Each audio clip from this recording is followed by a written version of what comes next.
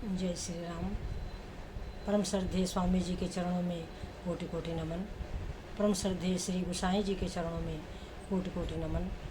अनंत कोटि ब्रह्मांड नायक परात्पर सर्वेश्वर प्रभु श्री रामचंद्र जी के चरणों में कोटि कोटि नमन। सभी प्रेम भक्तों को मेरा बहुत बहुत प्यार, बहुत बहुत आशीर्वाद। श्री राम जय जय राम। श्री राम जय जय राम। मंगल मूर्ति मारुति नंदन, सकल मंगल मूल निकंदन।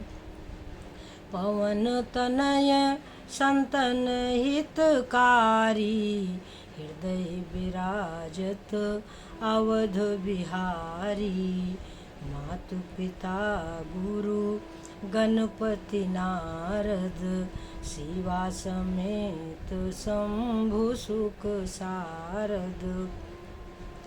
चरण बंदी बिनमो सब काहू, देहु राम पद नेह निबाहु। बंदौ राम लखन बय देही, जे तुलसी के परम सनेही। जे तुलसी के परम सनेही। श्री राम जय जय राम। श्री राम जय जय राम। बंदो राम लखन वैदेही, और जे तुलसी के परम सने। मानव जीवन का उद्देश्य यही है सज्जनों कि हम भगवान के हो जाएं। भगवान मेरे हैं और हम प्रभु के हैं। बस इतनी सी बात हमारी समझ में आ जाए तो फिर हमारे लिए संसार में कहीं कोई दुख नहीं। क्यों? प्रभु की शरण क्यों लेनी चाहिए? श्रद्धेय स्वामी जी कहते हैं कि प्रभु में 3 बातें हैं। मैं पहले भी आपको बता चुकी हूँ सज्जनों कि प्रभु सर्व समर्थ हैं, प्रभु सर्वज्ञ हैं और प्रभु सर्व सुहृद हैं। सर्व समर्थ यानी वह सब कुछ करने में समर्थ हैं। सर्व सुहृद यानी सबसे वो प्रेम करने वाले हैं और वे सब कुछ जानने वाले हैं। तो जो सब कुछ जानने वाला है और जो समर्थ है और जो सर्व सुहृद है, उसकी शरण लेनी है। जो किसी का अपना है, किसी का पराया है, कुछ समर्थ है, कुछ नहीं है, कुछ हम जानते हैं, कुछ हम नहीं जानते, तो ये जीव का धर्म है सज्जनों कि हम कुछ बहुत जानते हैं, परंतु प्रभु तो सब जानते हैं। वही तो हमारे भीतर में जो है वही जानते हैं, क्योंकि वो भीतर ही बैठे हुए विराजमान है। ये जो मानव शरीर है यही तो उनका मंदिर है सज्जनों। ये जो मानव शरीर है यही उनका सही मानव में मंदिर है। आप लोगों को सज्जनों पता ही है कि जब 17 पुराण व्यास जी ने लिख दिया था तो उनके मन को शांति नहीं थी। तब उन्होंने नारद जी का स्मरण किया। नारद जी आए। नारद जी ने कहा, काहे को आप चिंतित हैं? व्यास जी ने अपनी चिंता बताई कि मेरे मन को शांति नहीं, मैंने 17 पुराण लिख डाले। तो नारद जी ने कहा कि मनुष्यों के लिए और संतों के लिए क्या चीज़ जरूरी है, वो कार्य आपने नहीं किया।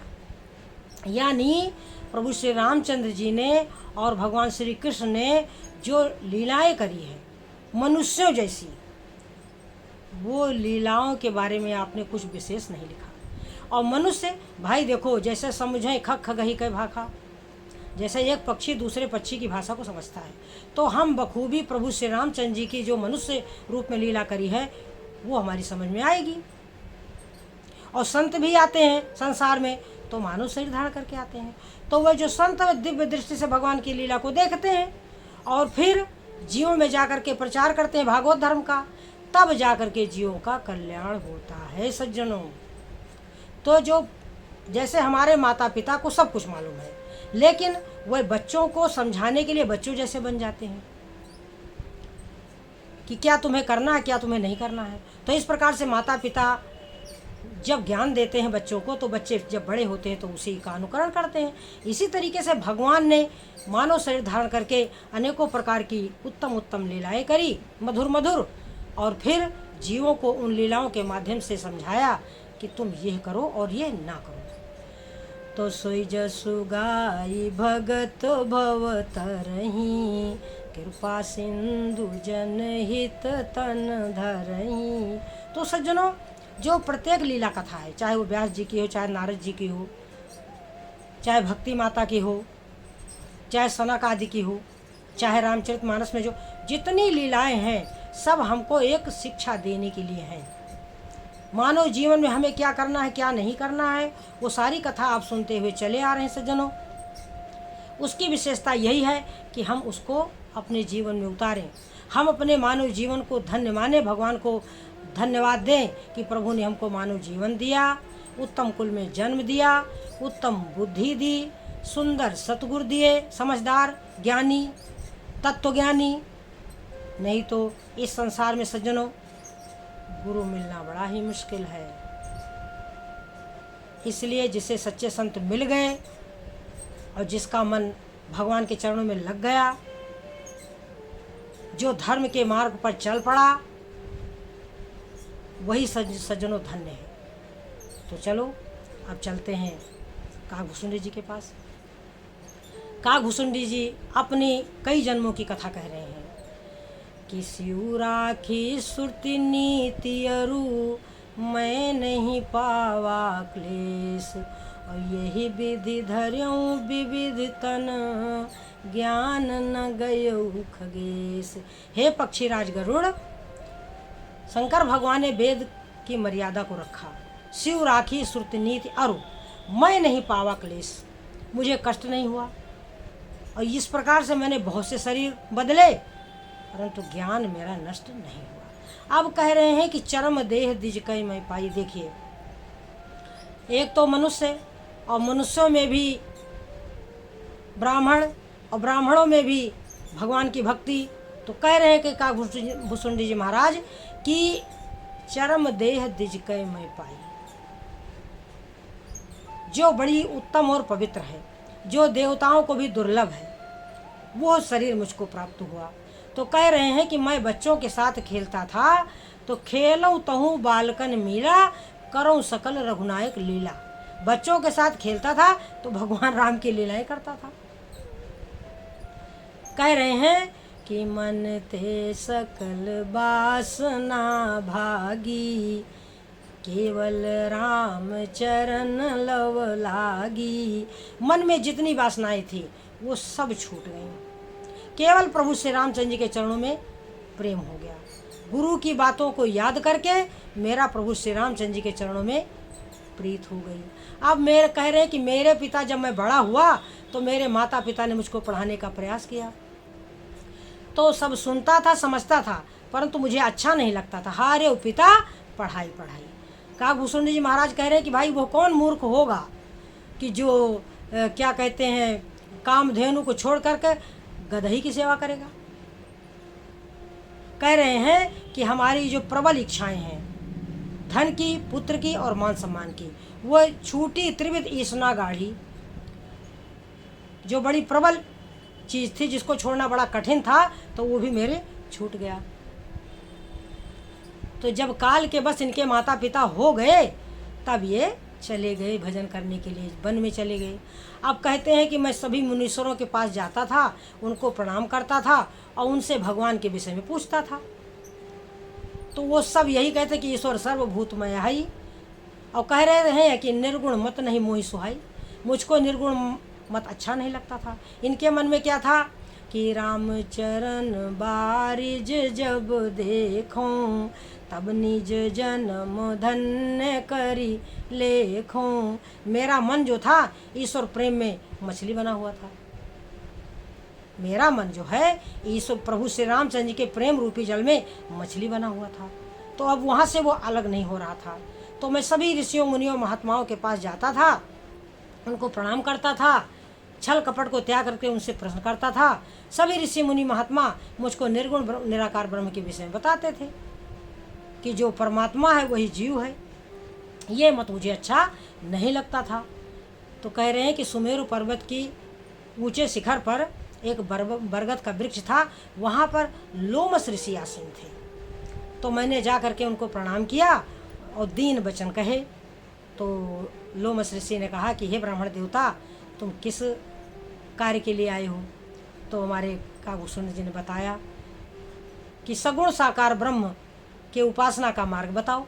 तो उन्होंने भी वही किया, क्योंकि यहाँ क्या हो रहा था सज्जनों, प्रभु श्री रामचंद्र जी काकभूषुंड जी की परीक्षा ले रहे थे।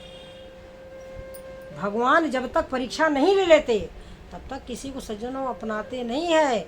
उनका नाम अच्युत इसीलिए है, वो जल्दी से किसी को पकड़ते नहीं हैं, और पकड़ लेते हैं तो फिर छोड़ते नहीं हैं। इसलिए हमारी पग पग पर परीक्षा होती है। अब देखिए, काकभूषुंड जी का मन प्रभु श्री रामचंद्र जी में अनुरक्त था। ऋषियों मुनियों महात्माओं के पास जाते थे तो ऐसा थोड़ी ना है कि कोई ऋषि मुनि महात्मा प्रभु श्री रामचंद्र जी के विषय में जानता नहीं, सब जानते थे। परंतु यहाँ हो क्या रहा था, यहाँ प्रभु श्री रामचंद्र जी निर्गुण निराकार के मत को दिखा दिखा करके उनकी परीक्षा ले रहे थे। सज्जनों, मेरे साथ भी ऐसा हुआ है। मैं सबसे पहले निर्गुण निराकार में ही गई, परंतु वहाँ क्या होता था, कुछ तुलसीदास जी के चौपाइयाँ एक दो, एक छोटे छोटे कुछ कबीरदास जी के भजन, कुछ मीरा के भजन, और इसी पर सत्संग होता था। और वहाँ पर गुरु की ही बड़ाई होती थी। वहाँ पर कुल मिलाकर के वाणी गुरबाणी कही जाती थी। कुछ दोहा, कुछ चौपाइयाँ एक दो श्री गुसाई जी की, कुछ कबीरदास जी के भजन, और निर्गुण निराकार का निरूपण। तो वो चीज़ मैं कुछ समय तक सुनती रही, मेरी समझ में आता भी था, अच्छा भी लगता था, परंतु मेरी इच्छा नहीं भरती थी।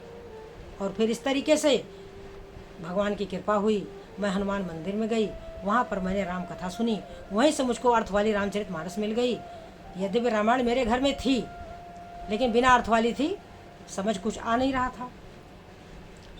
मुझे नहीं पता था कि श्री गोसाई जी की रामचरितमानस में वो सब है जो मैं चाहती हूँ, जिसकी मुझे ज़रूरत है, जिसके लिए मैं इधर उधर भ्रमण कर रही हूँ सज्जनों। तो श्री गोसाई जी मेरे प्रथम गुरु हैं, और द्वितीय गुरु मेरे परम श्रद्धेय स्वामी राम सुखदास जी महाराज हैं। और अब जितने संत हैं वे सब गुरु रूप ही हैं, क्योंकि उनके वचन ही परम औषधि हैं सज्जनों। तो ऐसा सभी जीवों के साथ होता है, ऐसा श्री गोसाई जी के पास भी साथ भी हुआ होगा। और वही कथा श्री गोसाई जी काकभूषुंड जी के द्वारा निरूपण करवा रहे हैं कि सभी ऋषि मुनि महात्मा निर्गुण निराकार के विषय में बताते थे। और मेरा मन क्या था, प्रभु श्री रामचंद्र जी के चरणों में लगा हुआ था, तो वहाँ से वो अलग नहीं हो रहा था। वही कार्य लोमस ऋषि ने भी किया। जब काकभूषुंड जी ने कहा कि प्रभु श्री रामचंद्र जी की कथा सुनाओ और उनकी आराधना वह मुझे मिले, मुझे भगवान के दर्शन हो, वही मुझको बताओ, सगुण साकार ब्रह्म की उपासना के विषय में आप हमको बताओ। अब इन्होंने क्या किया, लोमस ऋषि ने, इन्होंने भी प्रभु श्री रामचंद्र जी के विषय में थोड़ा बहुत बताया। और फिर वही कि आज अद्वैत अगुण हृदय सा, सो तयता ही तो नहीं भेदा, बार बीच इम गाँव ही भेदा। इस प्रकार से हमारे लोमस ऋषि ने भी कहना शुरू किया। अब ये कहते हैं कि बैठ करके अपने मन विचार कर रहे हैं कि क्रोध की द्वैत बुद्धि बिन, अद्वैत की बिन अज्ञान, माया बस परछिन्न जड़ जीव की ही समान। अपने मन में सोच रहे हैं कि ईश्वर और जीव कैसे एक हो सकता है। ईश्वर के अंश तो हम हैं, लेकिन हम भगवान नहीं हैं। यही बात काकभूषुंड जी महाराज बार बार पूछना चाहते थे, लेकिन लोमस ऋषि उनको सगुण का थोड़ा सा कह के फिर से निर्गुण के विषय में कहते थे। फिर ये बैठ करके विचार करते थे और उनसे तर्क करते थे। तो कह रहे हैं कि काक शिरोमणि कि उत्तर प्रति उत्तर मैं कीना, मैंने बार बार उनसे प्रश्न किया हठपूर्वक। तो मुनि तन भय क्रोध के चीना, वे कुछ क्रोधित हो गए और कहने लगे कि सठ सुपच्छ तो हृदय विशाला, तुझे अपने पक्ष का बड़ा हठ है। सपद होई पक्षी चंडाला, जा तू चांडाल पक्षी हो जा। इतनी सुंदर शिक्षा तुझे देता हूँ और तुझे कुछ समझ में नहीं आता। लोमस ऋषि ने श्राप दे दिया। अब काकभूषुंड जी कह रहे हैं कि मैं तुरंत कौवा बन गया, और ना मैं भयभीत हुआ और ना मैं दीन हुआ। मैंने उनके चरणों में प्रणाम किया और उड़ चला, जा करके एक डाली पर बैठ गया। अब यहाँ प्रभु श्री रामचंद्र जी परीक्षा ले रहे थे, मेरे प्रेम की परीक्षा ले रहे थे।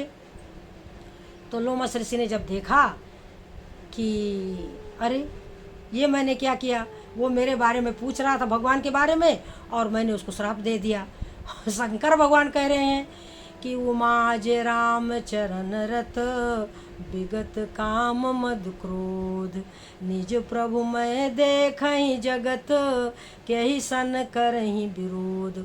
उमाज राम चरण रत विगत काम मद क्रोध निज प्रभु मैं देखहि जगत केहि सन करहि विरोध।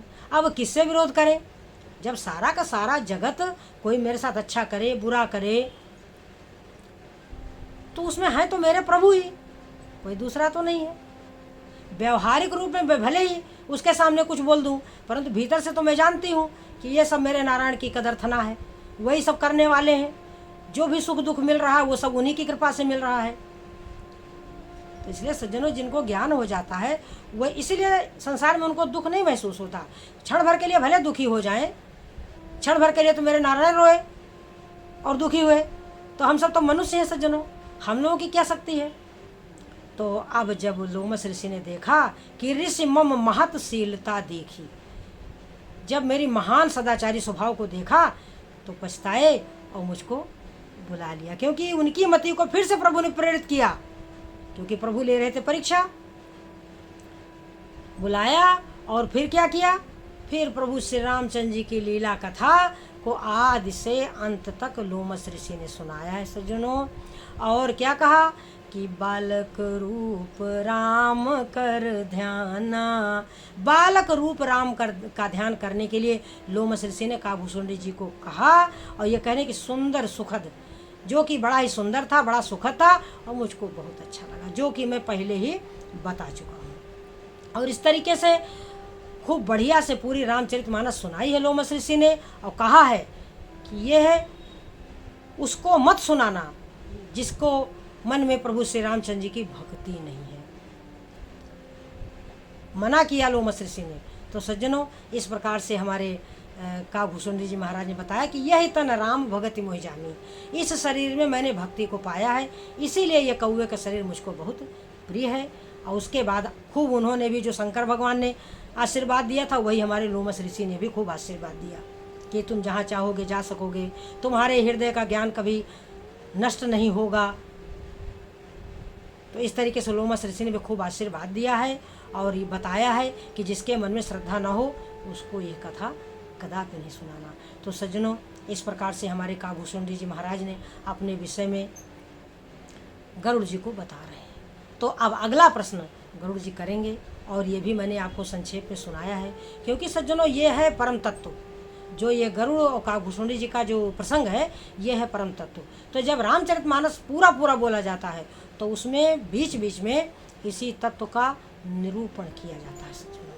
अब जैसे कहा कि कबहू के दुख सब कर हित ताके और ते की दरिद्र परस मन जाके, तो ये है कि वह व्यक्ति कभी दुखी नहीं हो सकता कि कबहू को दुख सब कर हित ताके, जिसके मन में पराये का हित बैठा हुआ है तो वो कैसे दुखी हो सकता है।